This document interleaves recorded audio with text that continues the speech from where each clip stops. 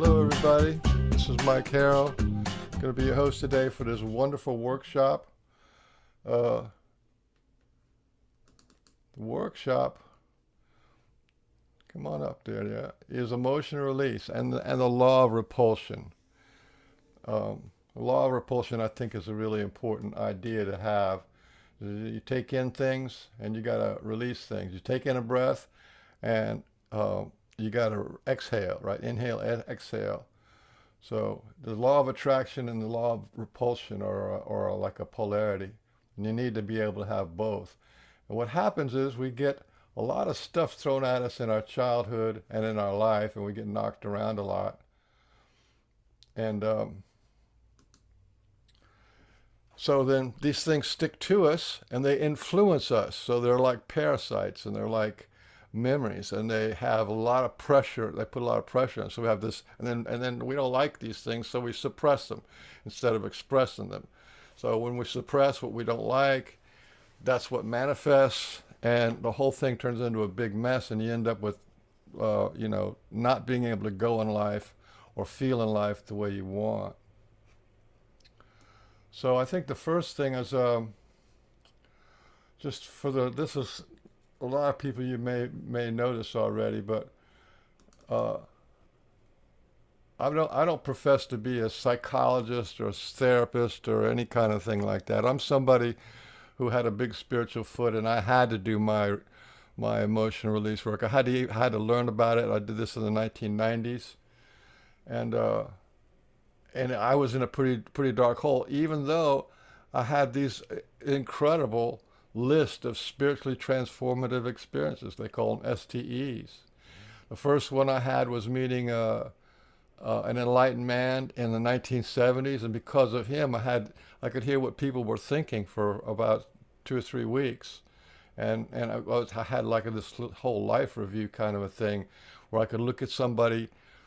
I could if it was a friend of mine or something, I could walk up to him. I could see their whole life from beginning to end.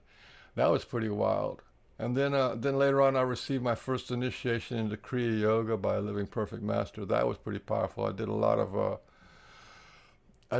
of meditation. Like I used to do 6 hours a day of meditation. And then I had a direct experience in meditation of love. And this, I asked for all the love in the universe. And this love came into me one day, the next day when I started to do meditating, right? And it started cracking my bones, popping my neck and all my joints, and then it cracked all the bones in my chest. This is in about 7 seconds. And I just dove out of that. I couldn't handle it. But what I found out was that love is the most powerful force in the universe. And if you ever wonder what makes the galaxies spin around and planets spin around, that's love, right? I had another spiritual experience called the dissolution of the ego in front of God. That's where you go in front of God and He pulls everything out of you, every evil, every bad thing, every embarrassing thing, every mistake you made. You just pile it, all that stuff just comes pouring out of you one at a time, right? And then at the end of that dissolution of ego, where you're completely shot, right, and you're in front of God and He sees everything, then He starts putting it all back. As like a blessing, right? So it's a blessing to be wounded, because that was kind of part of the deal. And then after years of meditation, one day I had gotten this set up in this holy festival, and I got hit with a water cannon from the guru, and that just put me into 3 days of bliss, of just where I couldn't do anything but cry and laugh. And doing that much meditation, I saw God multiple times, and God is really just a life force, okay? Your life force is light, Light. Life is light. And you can see that if you do enough meditation. Then this is what that set me up for emotional release reconnection was. The last meditation I did, formal meditation of Kriya, this is after 13 years, I got this invitation to become a god. And they said, we want you to become a god. This is like the public relations of the personnel of the god, whatever the god thing is. We fill a job. And that kind of blew my mind. But this invitation to become God and have of my own universe was like an invitation, and I kind of turned it down because I had a pretty bad self-image, and it was, frankly, it was a joke. But what it was a setup, because right after that, I started having the dark night of the soul. So here I am, this enlightened guy, like a yogi, like a saint, and then it's like my whole life fell apart. I broke up with a girlfriend, and she was a millionaire, and lost the house and the job and the kid and the cats, and everything. I just like had it started went into a meltdown, and that's when I started having to take this concentration that I got from meditation and stuff and turn it into like, what the hell's going on with me? I'm the holy man. I'm a saint. Supposed to That's this stuff's not supposed to happen to me. Anyway, that was the beginning of my healing journey, and I got hooked up with this guy named Alec Rubin. And Alec Rubin was a teacher, was an acting coach for the Actors Studio in New York. And he was also a primal scream teacher. He taught all the primal therapists up and down the East Coast. And so I was lucky enough to spend 3 years with him, and we did a lot of primal release work and acting. And so he would just give us this kind of like a on stage kind of a thing where you do your primal scream, and then you get up and you just tell your story. And everybody did this over and over again for like 3 weeks every summer. And that was like seriously powerful. And then I started to get groups together, and I had primal scream sessions in my house. And one of those primal scream sessions would change the course of Hurricane Andrew, and that Hurricane Andrew came right over my house, and that was pretty wild. Then I got into this whole God thing. It was like, why could you I would scream at God, why would you make people suffer and war and heartbreak and pain? But that was also part of getting my memories back. And then after that, I met the four parental parts of God, which are spirit, heart, will, and body, and which is also the parts of ourselves. So that's like a tetrahedron: spirit, heart, will, and body. Is the four parts of God and the four parts of self make a double tetrahedron, which is the Merkaba in your heart. So everything's supposed to balance out in your heart. So you can see there's a lot of emotional release work was going on, and also memories coming back. So then I got my second initiation from the Mother of Everything, which nobody really knows about or even talks about the Mother of Everything. But the women who are into the goddesses and stuff like that, they know about this overarching goddess is the mother of everything. The darkness of space is the great womb of creation. Anyway, I was given an initiation into a meditation from her, which is pretty powerful. Um, and then one time when I was doing deep in my primal work, right, I went down into my emotional body, down into my inner child, and I looked into it, and I was committed to healing all of my pain. At that time, I'd healed a lot of pain. So I'm just looking at and holding and embracing and comforting my inner child, my deepest wound. And then when I looked into it, what I saw is through that, nested inside of my deepest wound, I started to see the wound of my parents and my grandparents, and then all the people who had the similar kind of conditions. And it was still my pain. I wasn't adding their pain onto mine. It was nested into my pain. Inside my pain, I eventually reached out to all the pain and suffering of all the people that have ever been born, all the animals, creatures, bugs, everything that's ever been on this planet. Anything that's ever experienced pain was inside my pain. So that's something. And yeah, finding there's not that many people in history that you've heard about who have experienced all the suffering and pain in their hearts or in their will of all the things in the universe. The Bhagavad Gita talks about that. It says anybody who experiences all that pain that's the beginning of consciousness. And then I've been taken off on craft a couple of times. I met Sasquatch, and I got an initiation from Sasquatch into heart light meditation. So that's 3 initiations that I had. And this, not to be romantic, but those medicines that I was getting, all this stuff that happened to me was basically to get me up out of the hole that I was in that I didn't even know I was in. And then, after that, I did some workshops in America, did some workshops in Jamaica, and that's how I got formulated language lessons of the heart. And it's not, most people who become enlightened is because they're so deeply wounded, so deeply broken that they have to become enlightened, or they have to become whatever it is. And it's the same way uh, to an extent with the people who do emotional healing work, is because you do emotional healing work because you got to. You don't want to live like this anymore. You know something's not right, and you want to fix what's broken inside of you. And that's where language lessons of the heart comes in, because as I was doing all my process work and all my connectedness work, and that's how I came up with the four processes. And when I did them on me, they worked really good. And I was taking note because I had this mind of a yogi that was like really still, right? It's like at one point, the whole top of my head was a universe. And I would carry around this universe inside my head. That's like a real still mind kind of a thing. But anyway, so then I looked at the human condition, and I began to put together what worked and what didn't work. And one of the things that works really well is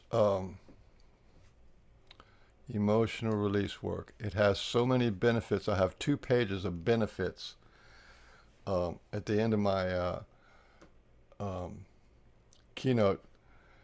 2 pages of benefits of what happens to you when you do a deep emotional release work. So, anybody have any questions on my goofball life, and where we're going to go next, or what you want to connect to? Anything?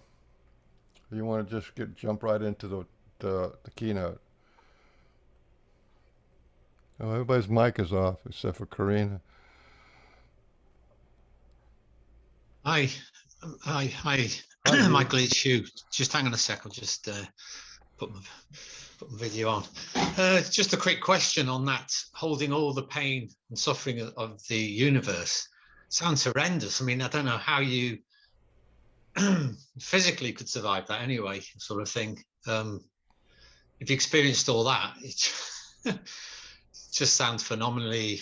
Well, here it is. You automatically assume that you're adding to your own pain.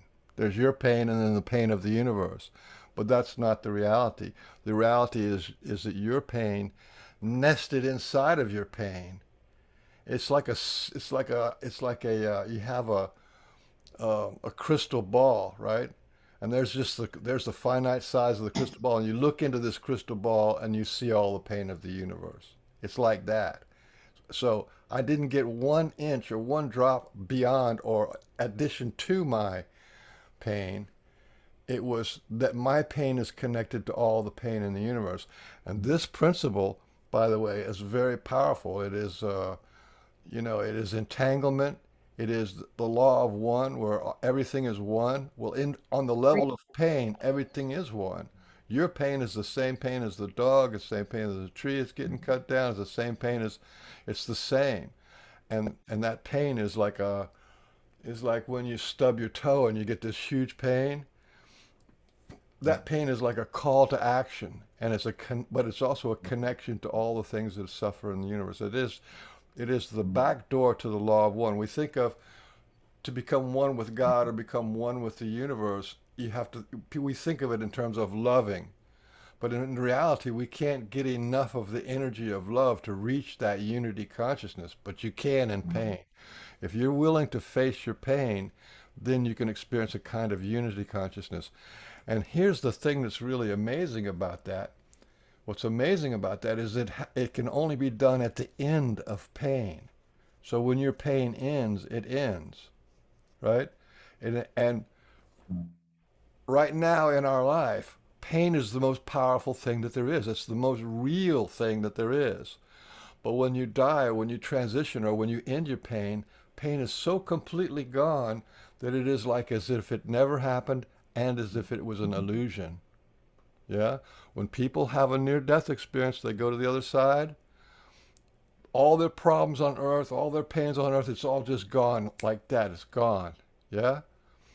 So, this is to a large degree, emotional release work gets you to the point where you can heal and end your pain and end your fear, and then you have no more fear, you have no more pain.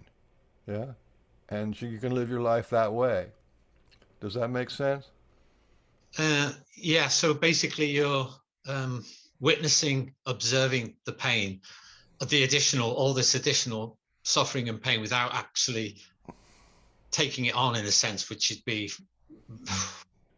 really too much. Basically, that's that's what you're saying. You nest it without, but you observe it, witness it, but you're not part of it, so to speak, apart from your own No, pain. that's not true. You are. Ah, It is you and your unified self. You are everything. You are one with God. You are one with nature. You're one with the universe.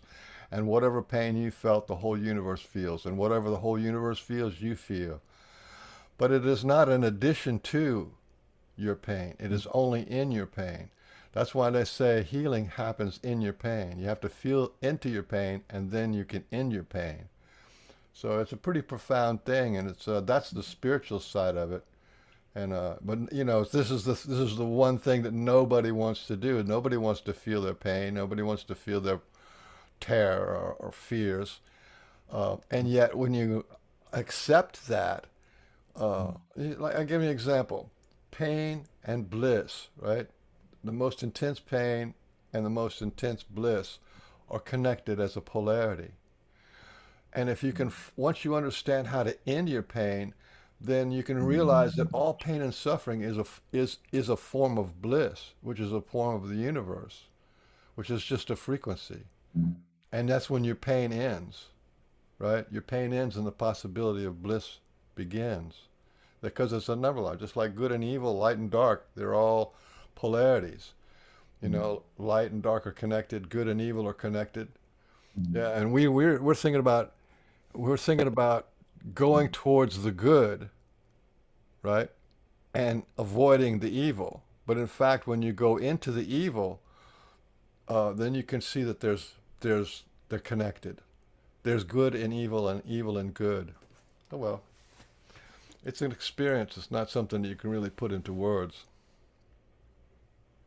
okay. Thanks for that. That's very, very helpful, very useful. Yeah, so don't be afraid of your pain because by embracing your pain, you end your pain. And if you can end your pain, there is an absolute connection to ending all the pain and suffering on the world or all the pain and suffering in the universe. That's the way it works. I don't know if that people want to take that responsibility. Usually you take that responsibility after you've had the experience. Any more questions?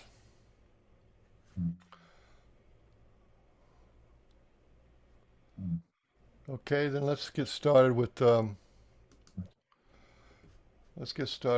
PDF with the whatever you call this thing. Participants can now see your application. Everybody see this? Yeah. This is finding your lying heart and going full collie. That's sort of like the subtitle. And this is retrocausality. In other words, we're going back in time. Everything that has hurt you in the past, and we're going from the future, from now into the past, and we're going to mess with that. Who's that, Amanda? Did you say something?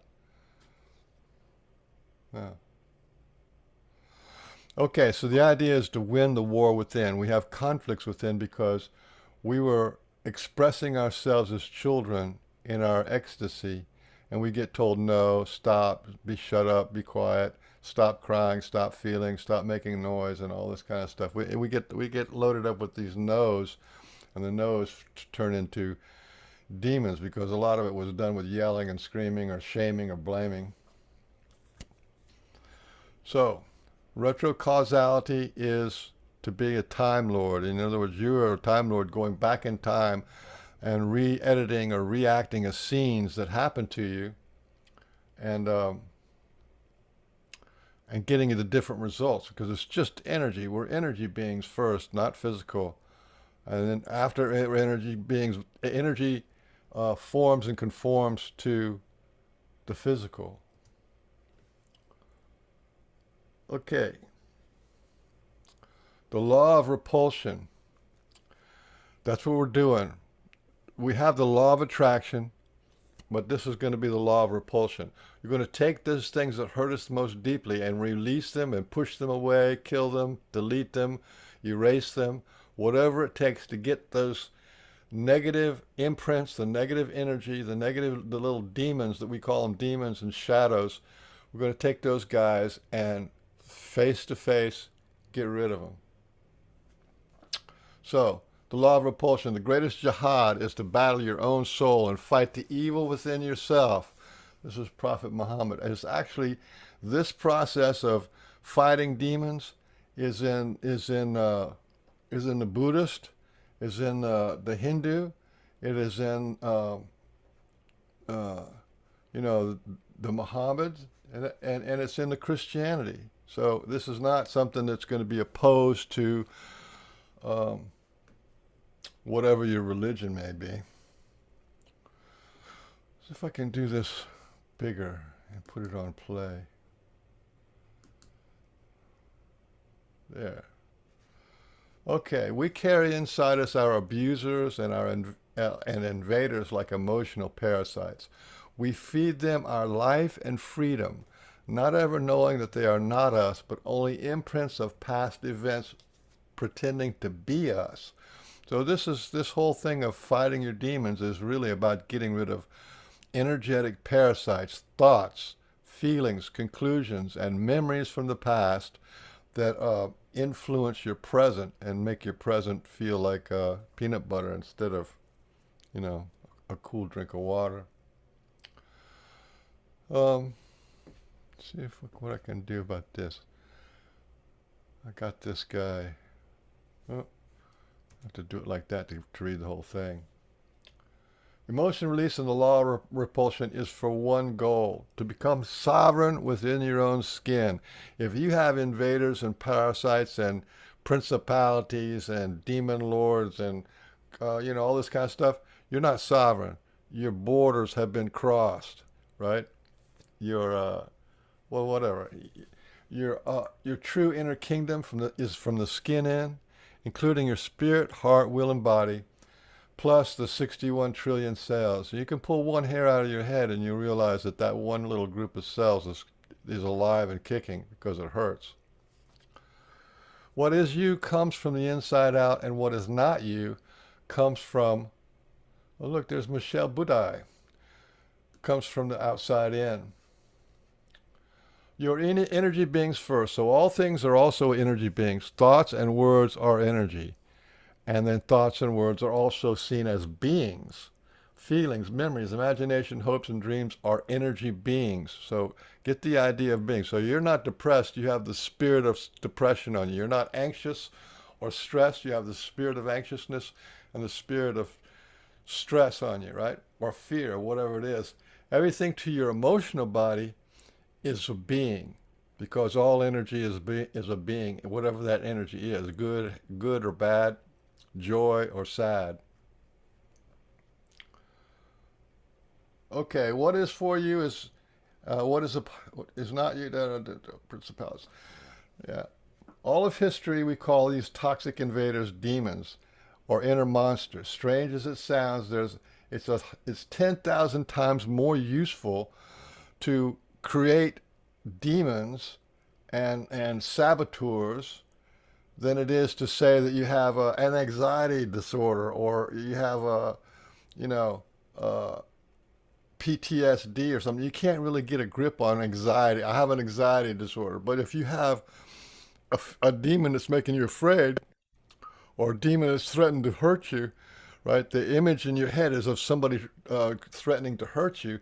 You can deal with that. That you're emotionally, you can fight, you can negotiate, you can yell out, you can scream at that being, but you can't do anything with an anxiety disorder or a personality dissociation, something or other. These labels they give you, as soon as they give you a label, you have no chance of dealing with that at all on an energetic level or emotional level. It takes years of therapy of people just talking to you. Okay, you can fight and banish and even kill a demon.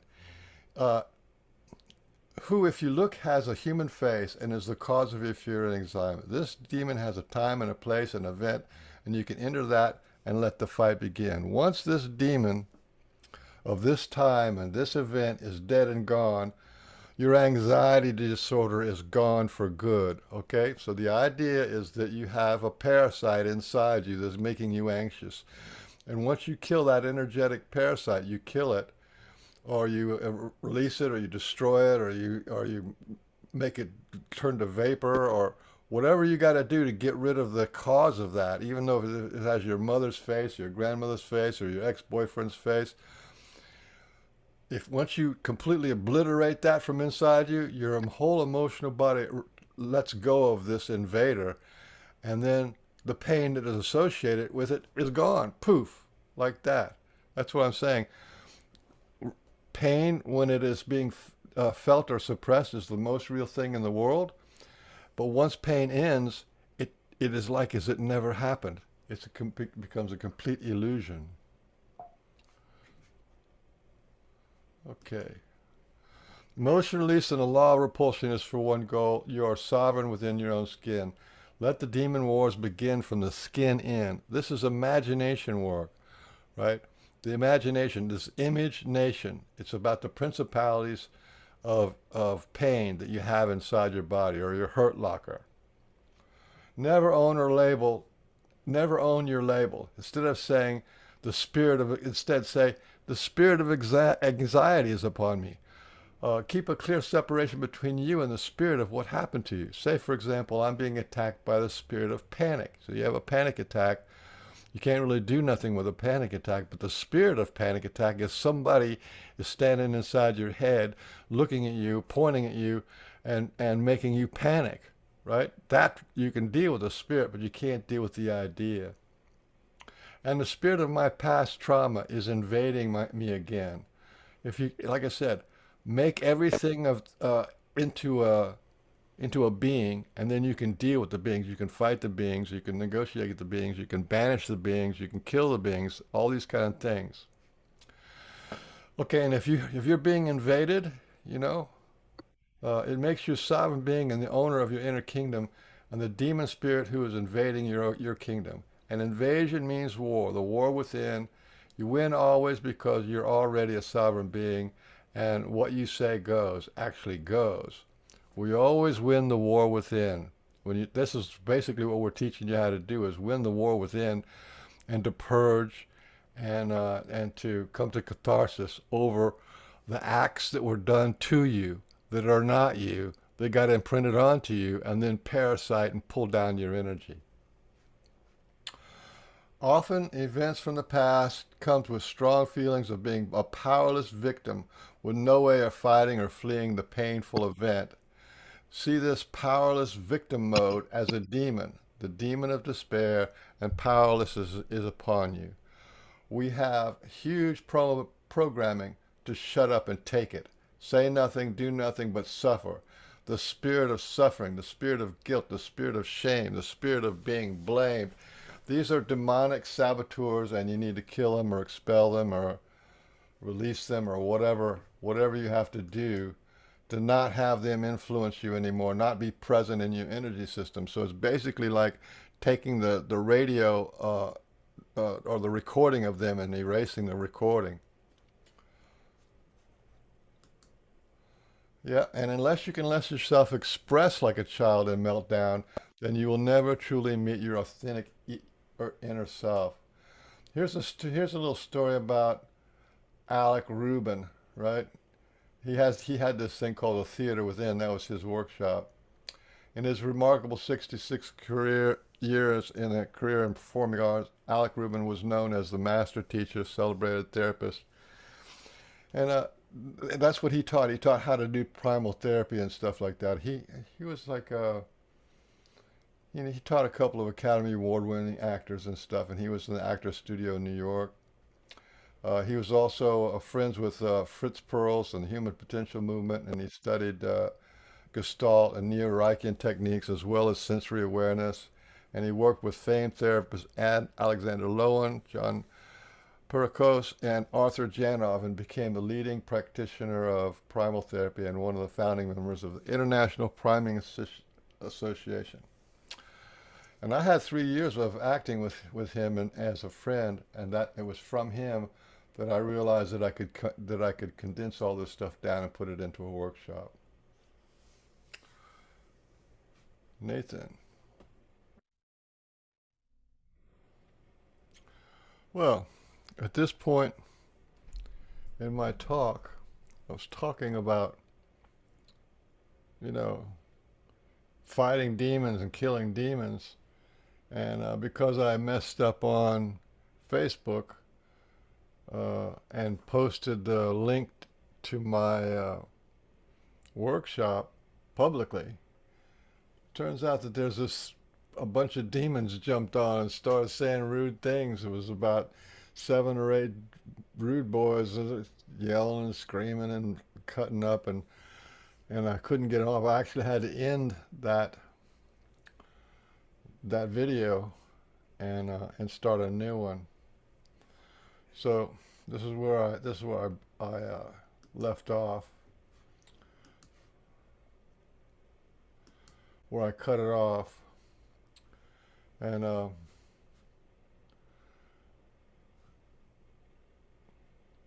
so unfortunately, a lot of us weren't taught how to process our emotions from a young age. Instead, we learned to suppress them.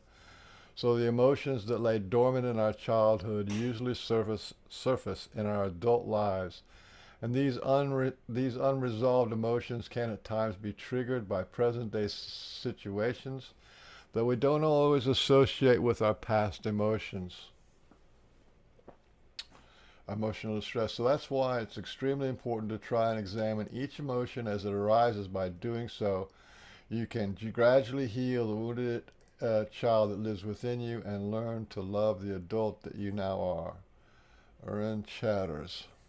Okay, this is what I learned about emotional release and how healing it can be.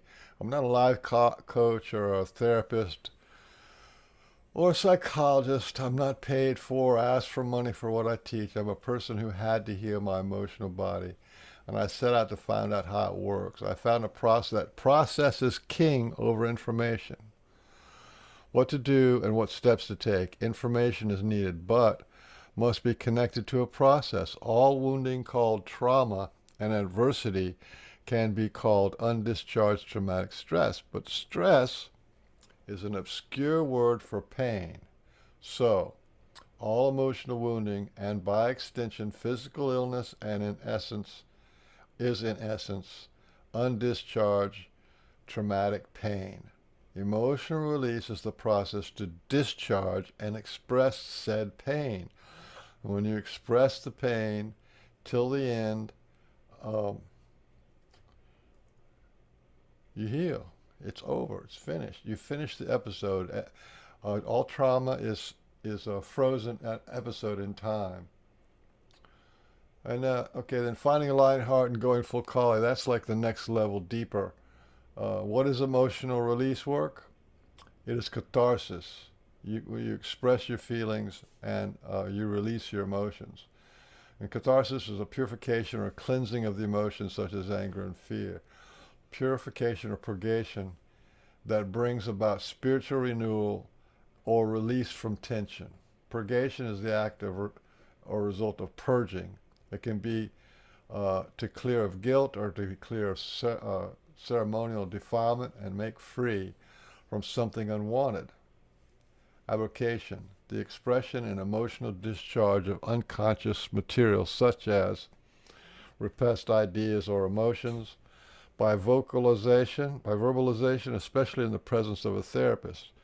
But since this is a do-it-yourself, do-it-at-home workshop, we're not having a therapist. If you need a therapist, go get them. But if you don't need if you can handle it yourself, if you're a rational, pretty much balanced person, in most respects, you just got to clear out your emotional stuff. You can do it yourself. Catharsis is a term in dramatic art, right? It describes the effect of a tragedy or comedy or other artistic forms, principally on the audience. So you're the witness of it. You're watching, and then you have an emotional catharsis.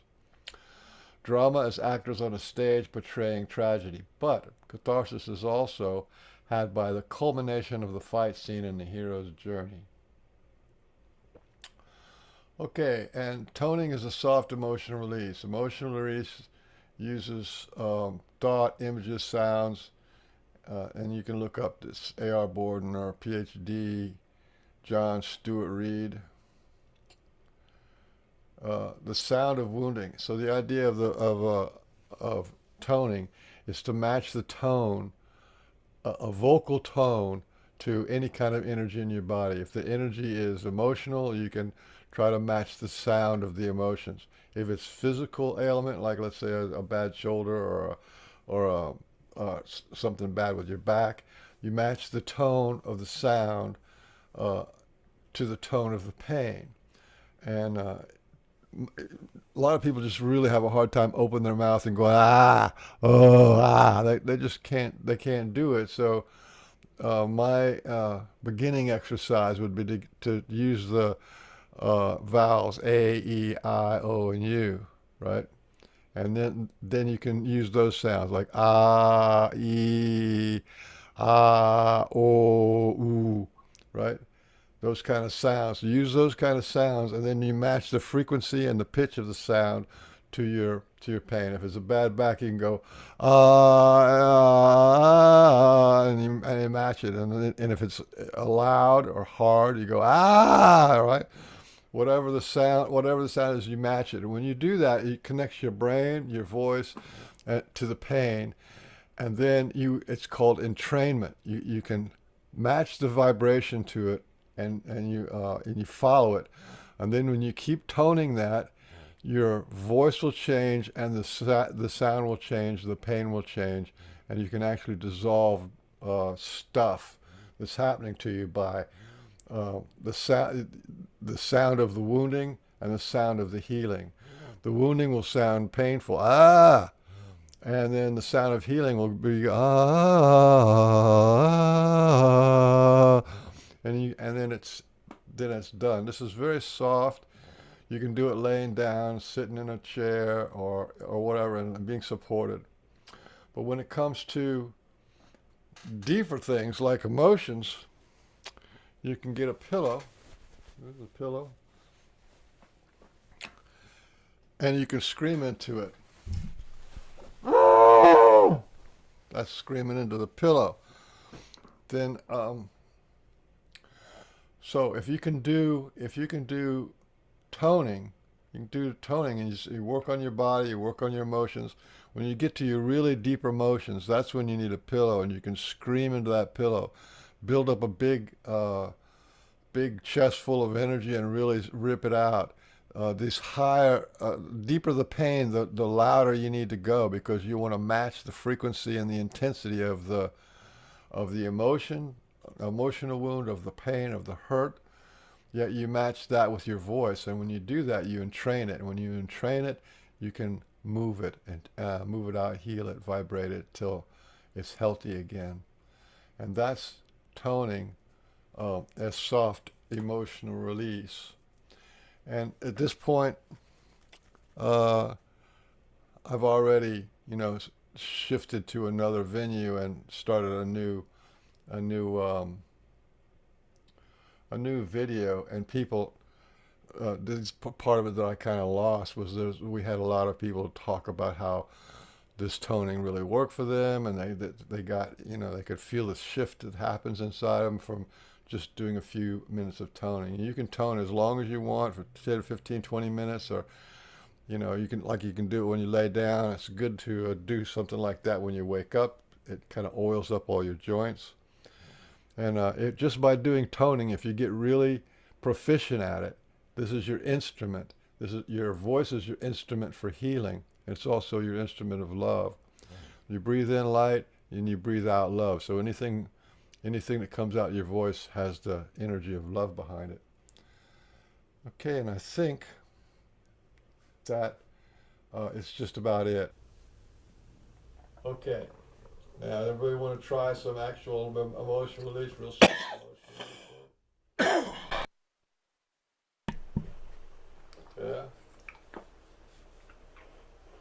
Yep. Okay, so what we're going to do is we're going to do toning.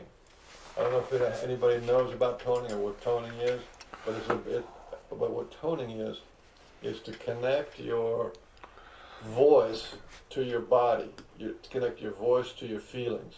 And you do this with just making a sound. And you make the sound match your feelings. So if you have any feelings, if you just relax and have any feelings inside you of less stress or tension, you make that sound. And I noticed from doing this before that people have a very hard time of making sounds. It's just by going and just feeling their body, right? So for this first exercise, think of the vowel sounds A, E, I, O, and U, and make those kind of sounds. A, E, I, O, U, right? Those are Make those sounds, and then you match the sound to whatever feeling that you have. If you have tension or pain in your shoulder, your neck, or any kind of malady or pain, any kind of pain or distress in your body or emotional energy, um, just tone it out.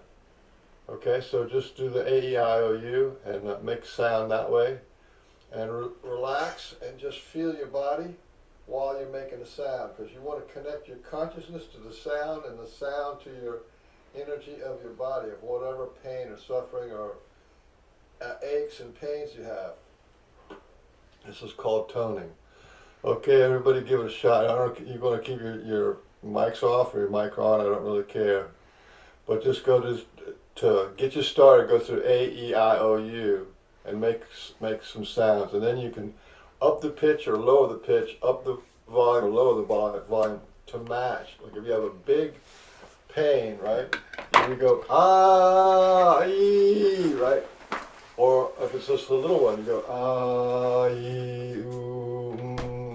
like that. So everybody give that a little try, and then we'll open the mics for some feedback.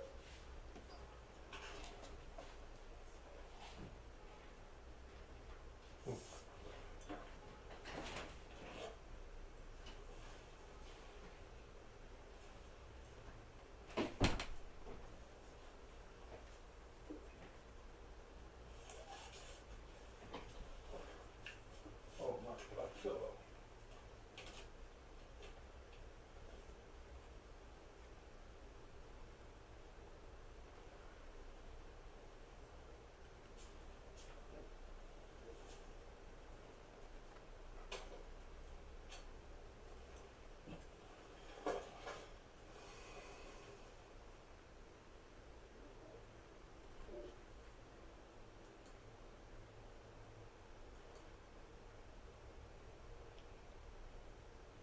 Okay, how's everybody doing?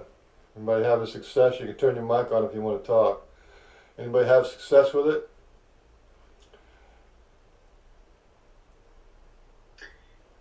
Karen here. I was toning all the different letters, and then all of a sudden I felt on O, and then all of a sudden I noticed that my toning was going up and down and up and down and up and down, and all of a sudden I can really feel the hurt in my leg. There you go. Right. And a big part of emotional release is to connect your conscious everyday mind, which is the source of suppression, with the actual feeling that's going on in your body. So if you have the sound, to make the sound of the pain in your leg, could you try doing that on air? So give everybody the sound of the pain in your leg. Could you try that? Oh, I tried to. Oh.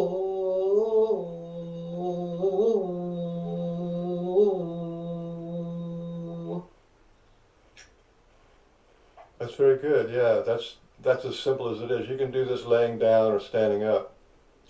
Anybody else have some? Was anybody else ever able to connect to their physical pain or emotional pain with their voice using these vowel sounds: A, E, I, O, U, E, U, like that. Anybody else have any luck with that?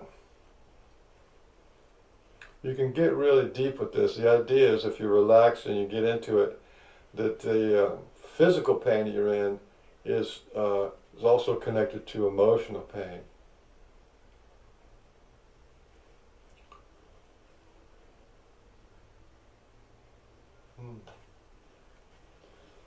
So next we can try, if you now you can kind of understand how toning works. It's the vibration of your voice is the expression of love, but it's also expression of everything in your body. When you express out, that's releasing a charge. It's releasing a vibration. You're vibrating out of your body whatever's in your body. And so that's all communication is about expressing. And expressing is the opposite of suppression. And post-traumatic stress disorder, anxiety disorder, and all these kind of things, they're all results of suppression. And you want to be able to express. So even when you express on a very simple level, like right? When you make those kind of sounds, spend like a half hour, an hour making those kind of sounds, it really does something. It oils up your whole body. You can actually feel energy moving around in your body, and that's the vibration being connected, acknowledged, accepted by you.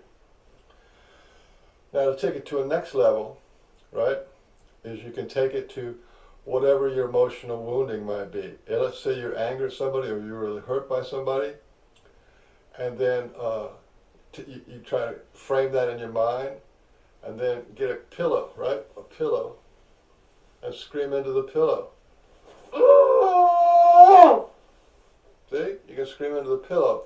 And that is an expression of an emotion. Okay? Anybody can, let's spend a couple minutes. If you want to grab a pillow and then scream into the pillow, scream in as long as you want or as much as you want. This is like a form of toning also. You don't have to go into words right now, just make the sound. Any kind of sound that has to do with the feelings that you have.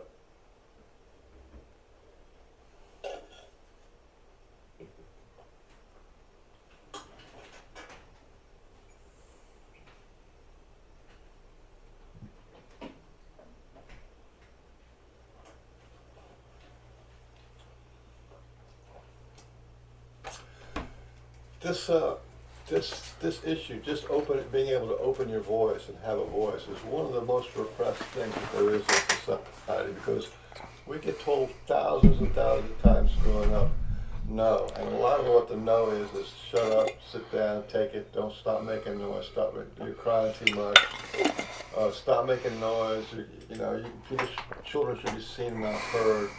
All this kind of crap. So our programming is to suppress our voice, suppress our feelings, suppress our wills and wishes and wants. So it's actually a big deal to break this kind of voice barrier. That's why I recommend going out into the woods and just screaming. Yeah, and if the sound comes out ugly, let it be ugly. And if it comes out painful or childlike, let it be what it is. Because the whole thing is to accept, radical acceptance of your thoughts to your feelings, and giving your feelings a voice to move. You're just energy moving. That's all it is. That's why I call this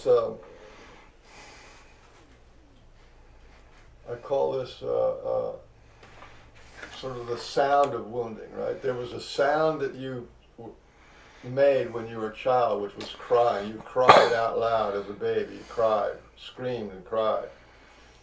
And that's what got suppressed. So there's some kind of a form of this, the sound of your wounding, and toning is the sound of your healing. With compassion, with love, you go back in there and allow the sounds of the feelings that were suppressed to be released. Anybody have any luck with this? James or Karen? Yeah, I had pretty good luck with that. I actually did this a few days ago as well, and had a really nice release from it. I just found, initially when I first shouted, I didn't know what I was shouting about. and then it sort of opened something up inside me, and I just sort of shouting for quite a long time and letting quite a lot out. Started crying and the rest of it, and yeah, it was really good. That's perfect. That's the way to do it. You don't have to know in advance what's going on. You just move your emotions, let it come out, and then you go, oh, that was powerful. I needed that, or that was good. You know, you don't have to like know every detail because the emotion, the Yeah. movement will kind of tell you what's going on. And if you do it enough, then it really becomes clear. You can actually pin down the person, the time, the event that you got tagged by that. That's really good feedback. Yeah, and I found that I was initially judging the sounds that were coming out of my voice or coming out of my mouth. Like, if it sounded a bit ugly, I sort of found myself wanting to hold back. Like, no, I shouldn't express that. That should be inside me. I shouldn't let that out. I can really sort of let go. No matter what comes out, let it out. Doesn't matter what it sounds like. Don't judge yourself. And so it's good practice. Yeah. That's fantastic. That's the exact message that I wanted to get out. No matter what is there, just let it out. Uh, just think of it like like our energy body is like this spaghetti, right? And you want it to be like this nice round torus, right? But it's full of spaghetti because of all the weird little feelings that we have there that have never been released. So that they become like clouds or kinks in your spaghetti. And when you vibrate it out, it vibrates it back to it's the right shape and the right sound of your being. So good on you. Anybody else? Escara, Gloria. Yes, I can share.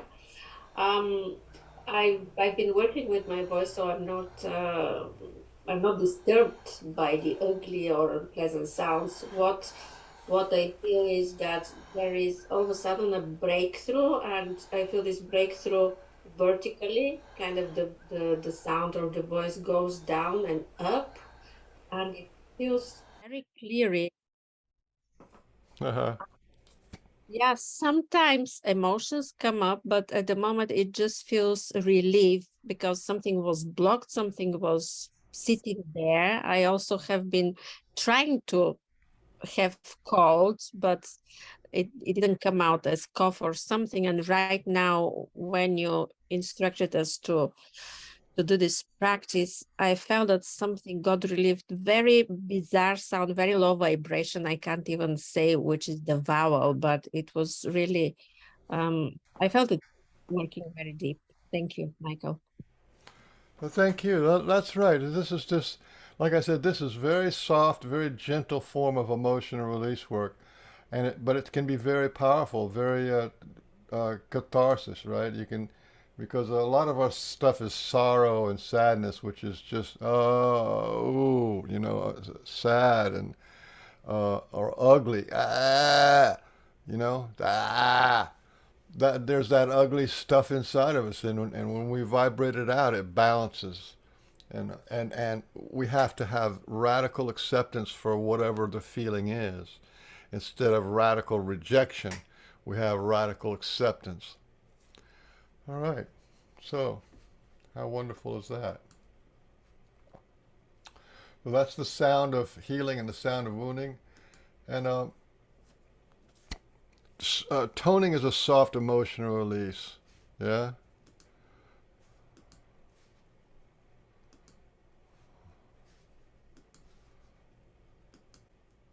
Toning is a soft emotional release.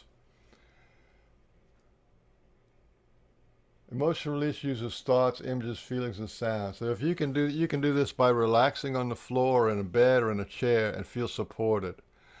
Breathe in and on an exhale, make the sound.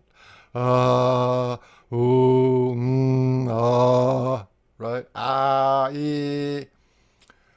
Match the tone to the quality and pitch of the feeling in your body. Find the pain or tension in your body and make a matching tone of the point of pain or hurt, high or low, soft or hard, ugly or pretty, loud or a whisper. Move your emotions and find and match of the tone and volume. So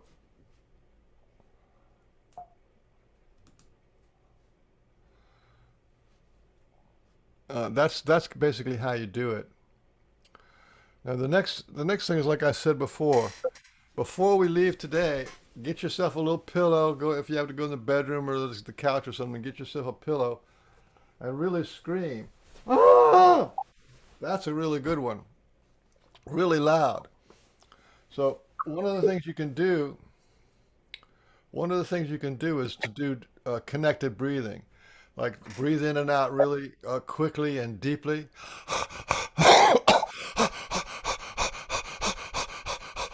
And when you build up a lot of energy and it feels like you can't do it anymore, then scream into the pillow. This puts you closer to the range of that fight or flight. To to to build up your energy really high by connected breathing, right? And then scream into a pillow, and that in some ways sometimes it's easier to find your anger and rage that way, and then you can move your anger and rage at your target by screaming into the pillow. Of course, if you do this out in the field somewhere, then you can just let it rip without the pillow to suppress your voice. Now, if you do this, the heavy breathing and then building up energy and then really, really screaming, seeing how loud you can scream into the pillow, then you're going to find feelings that you are on a deeper level that you haven't really, they're not just sitting on the surface. And then after you do that, let's say you spend 15 minutes or so doing the toning, then give yourself another 5 or 15 minutes to just wind down, right? And just feel the sensations in your body, feel any shifts in your body, and then give yourself success. Yay, success. I did some emotional release work. This is like a liberation. I've liberated some of my feelings of emotions. And yeah, and I'll stop right there, and then we can have some feedback, any feedback on this whole process of toning. There's a lot of ways you can tone it, and this is a very old stuff. Amanda has she's been sending out these little Om stickers, little Om images. The Om is like the peace symbol in Sanskrit. Does anybody know anything about the Om thing? No? Yeah, Well, I'm familiar with it. you're familiar with it? Mm-hmm. Yeah, me too. And what does it sound like when you do it? Oh. Yeah. Om. Yeah. Right. It's called the peace, right? They call it Om is the peace symbol. But what that is 3 letters. A, U, and M. Okay? And these are called the mother letters. And the way you can do, and this is they do this to get into a state of peace. And the way you do it is you Does go. it exist in Hinduism? That's in Hinduism, yeah. And the way you can do it is you go ah, ooh, yeah, ah, ooh, But that's the sound, right? Ah, ooh, But you connect it to your imaginations. You connect it to a memory. You connect it to a good feeling. So let's say you're on a hot day and you walk into a nice air-conditioned house and you go, ah, right? And then, you're tired, you've been working, and then you sit down on a nice chair and you go, ooh, right? You just sink back in the chair. So you go, ooh. So you walk in the door, you go, ah, ooh. And somebody gives you a really nice drink, right? Drink of nice cool tea or something. And you go, So these are like 3 really profound feelings of good, right? It's the relaxation of, ah, ooh, and And those three feelings, they roll it into Aum, Aum. And you give yourself the feeling of each one of those things, of the ah, of the ooh, like really good food or ice cream or something. You go ooh or mmm. And that's why they call it, why it's so well known, is because it's been around for a long, long time, that just making sounds connected to your emotions will give you peace. I'm just saying, it's been this is it, we're talking about catharsis and moving our emotions uh, in this way for healing, but it can also be used for, for peace and tranquility. So, but then the people, you're not wrong with saying Om, because the Tibetan monks, they've been doing it for so long, they just go Om, Om, and stuff like that. They just, because they've been doing it over and over again for long periods of time.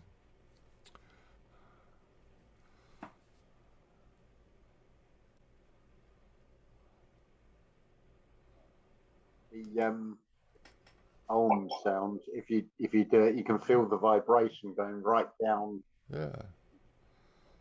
It's a beautiful feeling, actually. But, And that vibration going right down, that is exactly what toning can do. You want to put that vibration of love and healing and go, oh, and when it goes down in there, then it'll vibrate back out. And then at some point, you won't be having that energy anymore. You might have other stuff, but that'll be kind of like gone. It's pre-verbal. It's also pre-intellect. So it's actually very deep, deep stuff. Ooh. Well, we got two Amandas on here.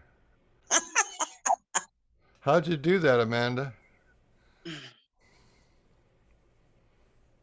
Did you start to come on once and came on a second time or something? Yeah, I've been trying to get on since you changed Zooms, but I'm here now, so don't let me interrupt. No, okay. No, everybody's important. And we got two Jameses too. That's kind of interesting. Anybody else got any comments about toning? This is something that's like, if you're afraid of doing heavy duty emotional release work, then you can still do release work by doing toning. You can tone into your emotions. You can tone into your physical body sensations, any wounds, any illness, any disease. You can do a lot just by toning. There's this lady, Aline De Makuzik, and she does this thing that uh, with tuning forks, Biofield tuning. biofield tuning, and that she just takes a tuning fork and she goes around your body. And it's just kind of scientific, but she goes around your body until she finds this energy. There's energy that we emit that changes the pitch of the tuning fork. In other words, our energy is off pitch, right? And then her whole thing is how to bring that back in and vibrate it right and everything. But we can do that same kind of work with making our voices.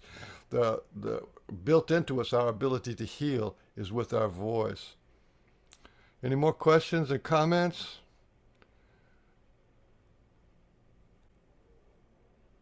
yeah, I was going to say, thanks to Julia, she sent me a link. It was for a biofield tuning on YouTube. And it's like, oh, this looks interesting. And the number I see more than even now, the number I see more than anything else is always 144, or the time would be 7444 or 844. But there's a 144 tuning fork, and that definitely cleared a blockage. And it's like, wow, maybe that's what I've been seeing, that number. It's been trying to tell me to tune into that frequency and then clear Absolutely, some. absolutely, and because those pitches are perfect harmony, right? They are resonant at a perfect pitch. But when we go to our energy pattern, let's say we have a pain in the shoulder, or something like that, and we vibrate that out, right? we may be doing an ugly thing, right? The ugliness is right? That connects you to that ugliness of the feeling. And if you keep doing it, your voice changes. Right?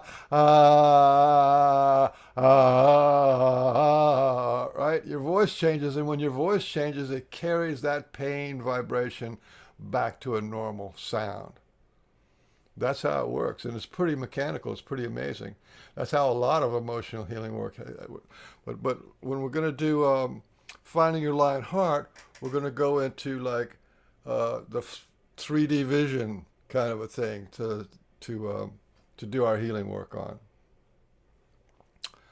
Okay, is everybody ready to try to do the first introduction to finding your lion heart and going full collie?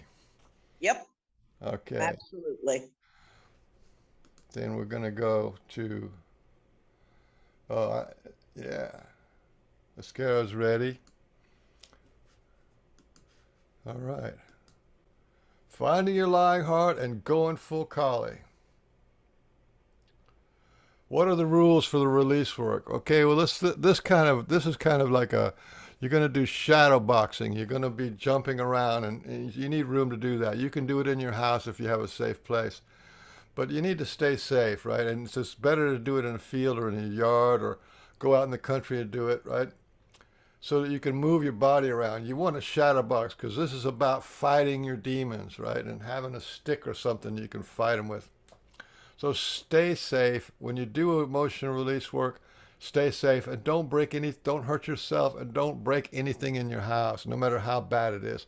That's why you have a pillow. You have a pillow and you can beat the pillow. That's what it's about. So keep this an inside job.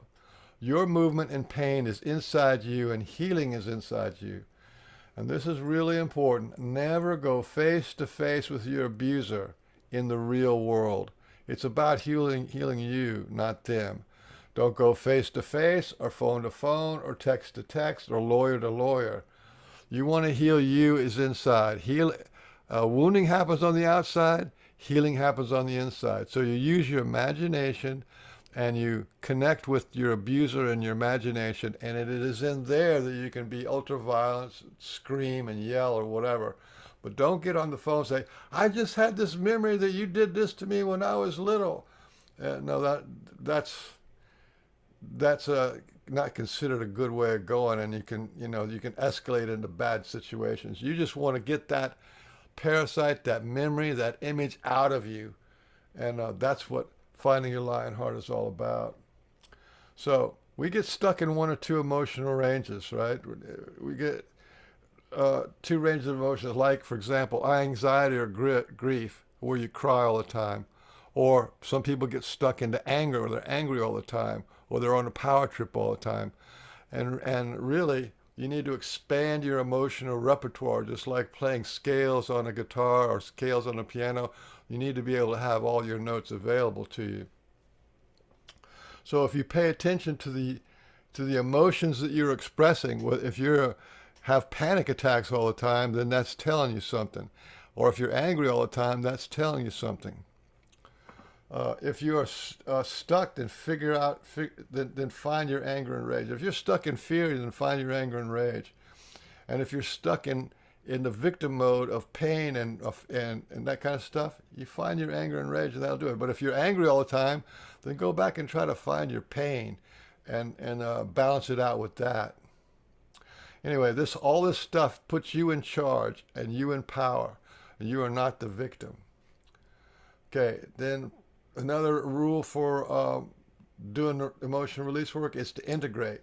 Once you have an emotional release session, you want to have, and you move a lot of emotions and you've done a lot of stuff, just stop and take the time to sit with your feelings. Just sit with it. You're just taking, like, ever heard of the game 51 pickup, where you throw the cards in the air and they all go flying?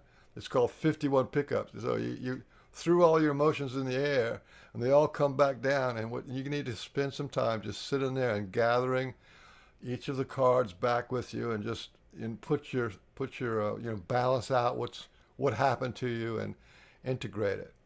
That's the healing part. And as I said before, I was going to say it a bunch of times, you have to celebrate your success. We just had some successful toning, and that was success. So yeah, give us a success for that. You got to feel your success, because remember, most of our life we've been feeling a failure, like we're a victim and we failed. But when you give yourself the feeling of success, like for, job well done, or I did it, or I made my mouth work, right? That's cool. This is liberation and victory. Each time you can move emotions and integrate your feelings, the victory is yours, and you need to claim it, because you want to have, instead of a life of being a mouse and a victim, you want to begin to have some weight of victories on your favor.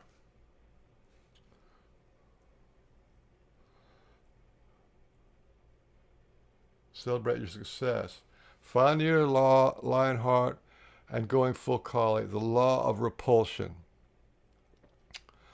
These people here, these images here, that's what a primal scream looks like. That's what, if you could scream as loud as you can and into a pillow, that was what it would look like if you took your pillow off. So you want to express what was suppressed. You want to feel it to heal it. Daddy your drama, mommy your trauma, screaming and yelling at your abuser. Let it out. Cry like a baby, then you'll sleep like a baby. Rage into blind rage, into a murderous rage.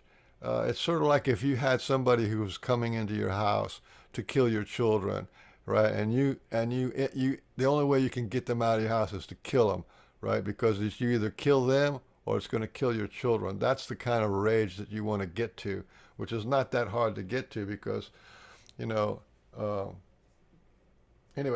rage into blind, into murderous rage. Move your emotions until the end when they change. The reason why I say murderous rage is because the idea is absolutely rejecting, releasing, killing, destroying, hurting, maiming, making that energy completely gone to your emotional body, to your mind, to your subconscious.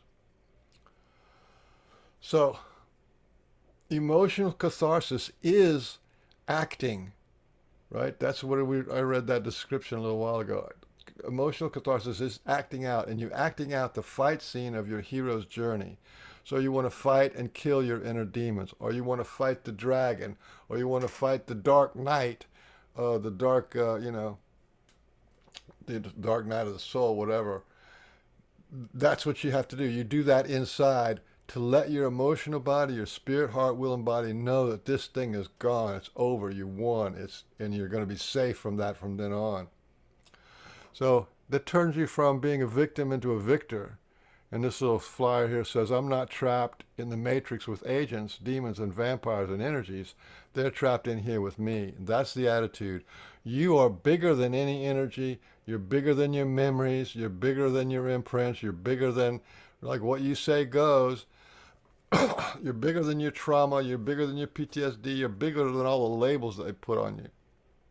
You just have to take that power. By using your emotions, you can increase your power. So you say, this is my life. We get imprinted and we get stuck by saying, this is my life. This is my emotional issues. This is my world. None of this stuff is yours. Only thing that's yours is what's going on from your skin in.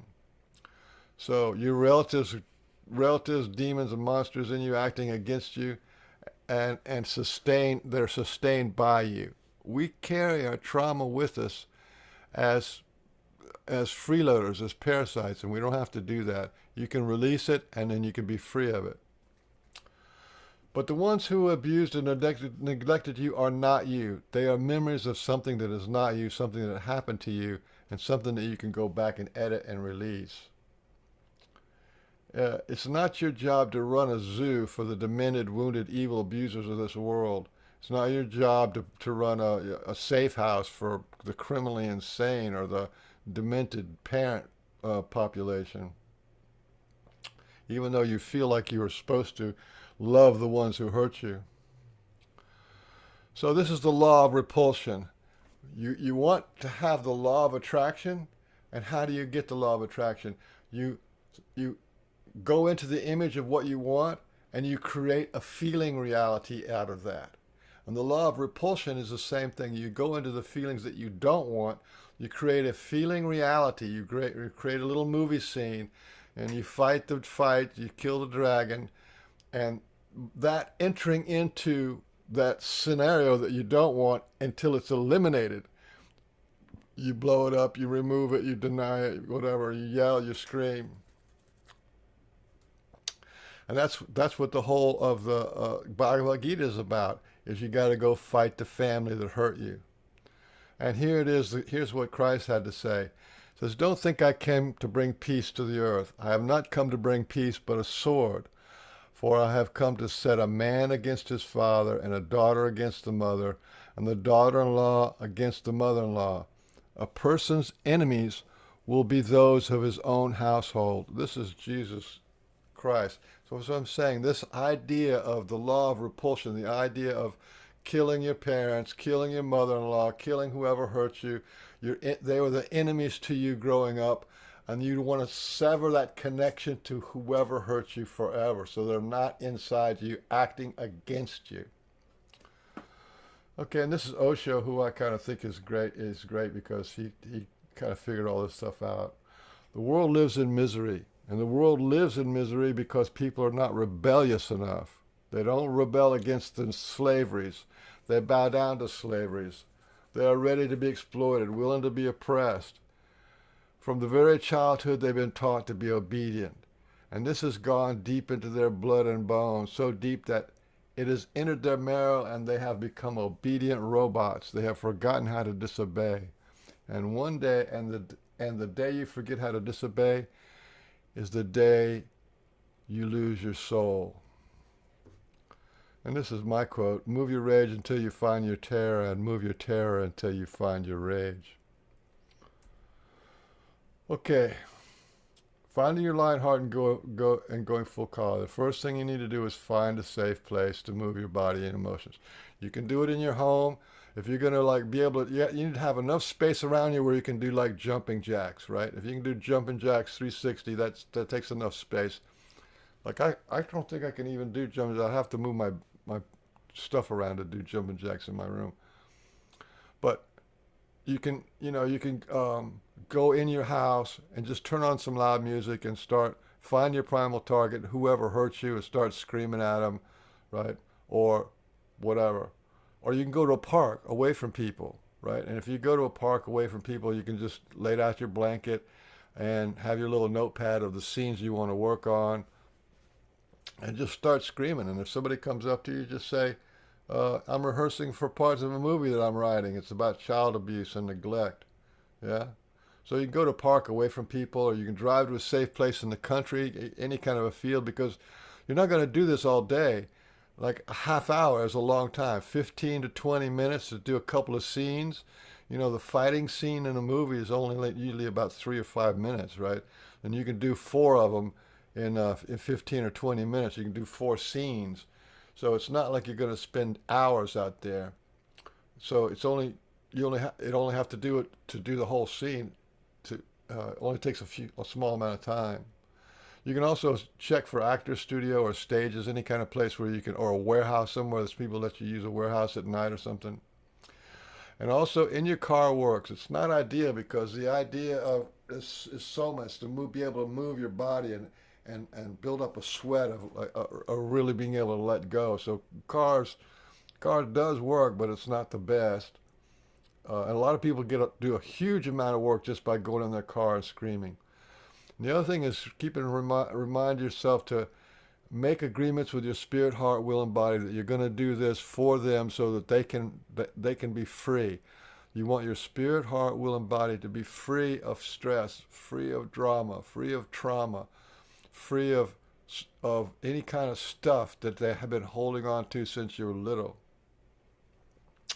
And like I said, you can always have a good excuse. Somebody said that they live in town, and if you live in town, you can actually go to the center of town where the homeless people And if you're in the center of a big city where homeless people are, you can stand on the center on the side of on the sidewalk and scream all you want, and nobody does anything to you. So that's another way of doing it. Here's some stuff you're going to need if you're going to do finding your lion heart. You need to have a good idea of who your target is, right? So you can have a notepad or a sketch pad to be able to write the scenes you want to cover. You know, what happened when I was 6 years old, or somebody beat me up, or whatever. Maybe I was raped, or maybe whatever the horrible scene is. You write it out, and then you have a blanket. So if you want to go to the woods or the park, and then you have a sturdy pillow. Like I said, you have a sturdy pillow. So if you want to do some smacking the pillows, that's all good stuff. Then if you have a plastic bat, or perhaps a plastic pipe, or some kind of thing like that, something that you can beat on the pillow, or beat on a tree or something, or beat on the ground. This is all good stuff, because you're going to act out this life or death scenario, and you need to have weapons, because you might want to blow up the whole world, in which case you'll need some kind of great weapon. Okay, finding your lion heart, going for collie, is the emotional catharsis of acting out the fight scene of your own hero's journey. And you finish the story. The law of repulsion is about taking the story where you were a victim, you go back and revisit that story where you were the victim and you got hurt, and you rewrite the scene so that you become out the victor. So this is inside of you. You write the scene inside of you. You direct the scene inside of you. You play the part of the hero inside of you. You win the day and save the day inside of you. You celebrate your success inside of you, except you're doing it like shadow boxing outside of you. You move your body. You and your spirit, heart, will, and body witness this drama. Okay. This is sort of like my little plan view of how you do it. In one session, you'll have 4 scenes, right? 4 little movements. So four things you do in each session. 4 scenes, and each scene has 4 emotions. So the first one is over here. Says number 1, fear and terror, fight or flight, run away, the law of repulsion, right? So the first thing is whatever your scenario is, and I'm going to show you later about the dog. If it's a dog, you get afraid, get as much fear as you can, and then when you can no longer sustain your fear, you shift it back over into rage. So you go from your heart into the terror, and then from your heart you go into anger and rage. And then you start by yelling and screaming, and you have no right, and I'm going to kill you, and all that kind of stuff. So that's 1 and 2. And when you do that, you get really afraid and then really angry. But this pulls up your energy to a really high degree, and you have you're a very powerful person at that point. And then you can drop down to number 3, and this is the big one. The reason why you're doing the fear and the anger is so you can drop down and feel your pain. And you feel your pain until it ends. So there's a little child inside you that's screaming and crying and terrified. You just hold them, just sit there with them, hold them, and then comfort your pain and talk to it. And this is where your compassion comes in, and your connection to your pain. So now you have this whole thing going on there. You've killed your abuser, you killed your target, and you've comforted your pain. And this is where your compassion and your healing connection happens. And then when you're finished with all that and it settles down a little bit, then you go on to victory. Yeah. And here's would be scene 1. Imagine a dog is going to come and attack you. Now, this if you don't have a problem with dogs, it could be a spider, it could be a dragon, it could be whatever you want. And if you're afraid to kill a dog, right? Then imagine a wild dog that's going to kill your child, which is right behind you, and you're between the dog and the child. So you have to kill the dog, because if the dog doesn't, you don't kill the dog, it's going to kill your child. So that's kind of like a metaphor for you are taking responsibility for your inner child. So there's your dog, You get into fear because the dog's going to bite you. It's going to hurt a lot. And you try to run away, and you're acting this out, right? This is your drama. And you imagine it as you're acting it out. Then you go over in here to the anger and rage. And you kill the dog, you beat the dog, you chase the dog, if you kill it or get it completely rid of it, you break the dog, right? And that's yelling and fighting, screaming and killing, right? This is not a rage, not a place that we go to, but if you can see, the whole thing passes through the heart, and this expands your heart. And when you expand your heart into fear and terror and into anger and rage, it makes your heart big enough to face your biggest pain, which is your childhood pain. So then you go down to number 3 and you feel the pain, and then you comfort the pain of your spirit, heart, will, and body, your inner child. That's what this little picture is over there. This is compassion and connection at work. So this would be the first scene. You're going to do 4 scenes in one session, right? After you do the comforting and everything's settled down a little bit, then you give yourself the feeling of victory, right? So at the end of these 4 scenes that you're going to do, you're going to feel victory, okay? And scene 2, so what you do is, the idea is to step into this slowly. You don't want to just go into like killing your grandma right off the bat. You want to build up your energy. So scene 2 is the hounds of hell are going to attack you. So you made it bigger dogs, meaner dogs, more terror, more fear. And then you kind of go into like superhero mode. You go into anger and rage by killing and yelling and all that kind of stuff, just like a anime. You're fighting the demon lord and all that. Okay, and then number 3 is oops. Number 3 is you feel the pain and the comfort the pain of your spirit, heart, will, and body. This is so important. The real work gets done not just from moving your fear and anger, but from being able to drop down and really embrace your pain from the past, and be able to say to your little self, to your child self, to your emotional self, I've killed them. They're gone. You'll never be hurt again. You're never going to be attacked. You never have to be afraid. I will always be there and protect you. This puts you in a place of sovereignty. And like I said, then you then feel your victory. Yes, you've won, right? You've won this victory over the monster, over the demon, over the dragon, over the horrible monster that was going to get you, that you've been carrying around inside and feeding for your whole life. Okay, so we did simple toning and scene 1 and 2 of finding your lion heart. Any questions? We're going to see if we have any questions on this. Hi, Michael. Hi, let me see if I can get out of here. I got to do this. And then this. Yeah, hi. Just wondering, between scenes, how long you should be sort of reveling in the victory. I mean, I guess it just sort of, you play it by ear a bit, but how quickly do you move on to the next scene in your experience? Well, you're not going to be out there all day, so like to do the scene, the scene would only take like I said, 3 or 5 minutes. The dog's going to bite you, and then your little child is scared or you're scared. Then you kill the dog. We have some, if you don't have the right thing, you have a gun or a sword or a club or a rifle or whatever. Then you kill the dog, and then you drop down and talk. It doesn't take long, 3 minutes, 5 minutes to do that. And then you calm down a little bit. You give yourself the feeling of victory. You want to be victorious. You want to have 4 victories in one day. Have 4 of those 4 victories. So you have 4 scenes. So it can be fairly quick.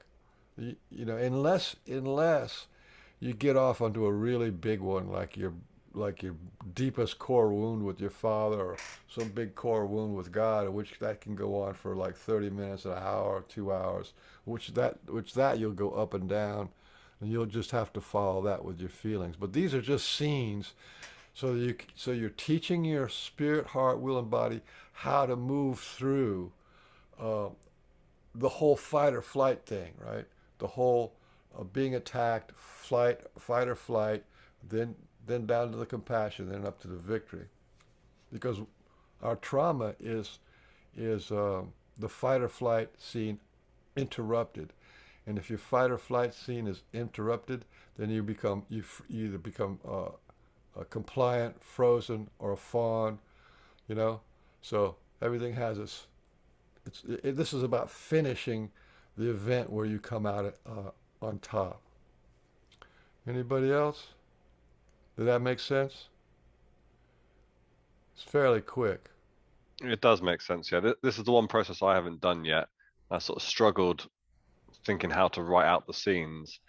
But I guess I just need to have the memory, and then sort of I guess if the emotion comes up, it'll naturally play out probably for me rather than having to. Yeah, well, the reason why we're using dogs or some kind of an animal, because it's easy to it's for practice. You're practicing the fear. Remember when we did the toning, right? Well, fear is like it's like with your voice. When I sing, I go do re mi fa sol la ti do, right? I can only go so high, and I only go so low with my voice, right? And with sound, with loudness, I can go, from very soft, right? Or I can come way back here and go, ah, right? I can only yell so loud, yeah? Mm-hmm. With fear is the same way. When you explore your fear and you explore your terror, the kind of fear and terror where you think you're going to pass out or something, what you find is the end of fear. There's an end to it, just like there's an end to how loud I can sing, or how soft I can sing, or how high I can go, or how low I can go. There's an end to it. I have a limited range. And when you find the end of fear, it's the end of fear. That's why you practice. You practice this fear thing. Because if you're fighting a dragon that's 20 feet tall, right, and you have to do all this kind of stuff, I guarantee you when you ask your boss for a raise, you're not going to be afraid anymore. You know what I'm saying? You're not going to have that fear because you've already faced this gigantic fear, and you found that it wasn't anything. It was nothing that you couldn't conquer. And that's a really cool thing. And it's the same thing with anger and rage. When you move your anger and rage at your primal target, when you lose control in private, like in a field somewhere, you gain control in public. You lose control in private, you gain control in public. So if somebody comes up to you and they're being a bitch or they're trying to push your buttons or something, you've just been a destroyer of the world. You just killed 500 demons in the last couple of months. You're not going to take their jibes and stuff seriously. That they're like little children to you. I mean, you're a destroyer of worlds and killer of demons. You're a god destroyer. So you have power. You see what I'm saying? You can put it all in perspective. It's about perspective. Plus, you have this dexterity. You instrument. You can play the song on your guitar or your piano. You have all the keys available to you. Instead of having to hold back and then explode, right? You don't want that. You have control. By losing control, you gain control because you find your limits. Thank you. Yeah. And this is also about the law of repulsion. You got to get rid of the stuff. If you breathe in, right, and you couldn't ever breathe out, you'd be dead in a few minutes, right? If you take in water and your kidneys don't work, you got problems, right? You got a few months, you got a few weeks or a few months to live. You got problems. And if you take in food and you can't eliminate it, you can't release it out of your body, you got problems. And so what happens is we take in this energetic, toxic stuff. We take in this energetic stuff, and it becomes toxic, and we don't have any way to release it. This is the law of repulsion. You don't want parasites in you. You don't want users or abusers or self-sabotage. You don't want zombies inside of you. You don't want monsters inside of you. You don't want any of that kind of stuff. You don't want the demons of the past inside of you. That's the law of repulsion. You got to get that stuff out. And once it's out, it's gone. Bye-bye. Hmm. The law of repulsion. And here's the thing. If you've been giving a lot of negative programming your whole life, you go back and watch the video on what do you call it? On judgment and denial release. If you have a lot of judgment and denial, like I can't get what I want, life is hard, nothing ever works out for me. And then you say, oh, look, I hear this Neville Goddard. He's got this law of attraction. And here I'm going to go try to do the law of attraction scene. And you try to do the law of attraction scene, and you've got all this negative imprinting that's attached to you. And then there's no way that you can hold the image of a beautiful life because you've got this stuff in the background going, I'm not worthy, I don't deserve, nothing I do ever works out, I'm not good enough, right? I don't have the power, things happen for other people, but not for me. You hear all that crap? That's the result and the conclusions you get from this negative shit that we're trying to get rid of. So the law of attraction is not going to work unless you got the law of repulsion. And well, it does work for some people because some people don't have as much negative stuff as other people, or it works in some categories or another. Like some people are, like they say, lucky in love and unlucky with money, or lucky in money and unlucky with love. Yeah, it's like that. It has to do with how much conditioning that you got. All right, so I like what we're doing here. Ready to go back and do the next level?